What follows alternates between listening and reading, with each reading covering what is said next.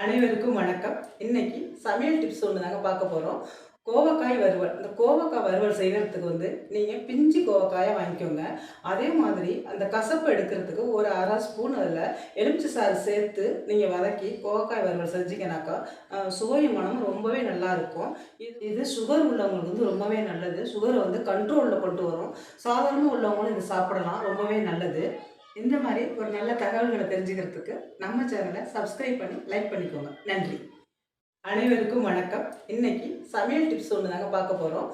கோவக்காய் வறுவல். இந்த கோவக்காய் வறுவல் செய்கிறதுக்கு நீங்கள் பிஞ்சு கோவக்காயை வாங்கிக்கோங்க. அதே மாதிரி அந்த கசப்பு எடுக்கிறதுக்கு ஒரு அரை ஸ்பூன் அதில் எலுமிச்சை சாறு சேர்த்து நீங்கள் வதக்கி கோவக்காய் வறுவல் செஞ்சீங்கன்னாக்கா சுவையும் மனமும் ரொம்பவே நல்லாயிருக்கும்.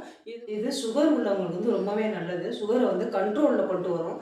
சாதாரணமாக உள்ளவங்களும் இது சாப்பிடலாம். ரொம்பவே நல்லது. இந்த மாதிரி ஒரு நல்ல தகவல்களை தெரிஞ்சுக்கிறதுக்கு நம்ம சேனலை சப்ஸ்கிரைப் பண்ணி லைக் பண்ணிக்கோங்க. நன்றி. அனைவருக்கும் வணக்கம். இன்னைக்கு சமையல் டிப்ஸ் ஒன்று தாங்க பார்க்க போகிறோம். கோவக்காய் வறுவல். இந்த கோவக்காய் வறுவல் செய்கிறதுக்கு நீங்கள் பிஞ்சு கோவக்காயை வாங்கிக்கோங்க.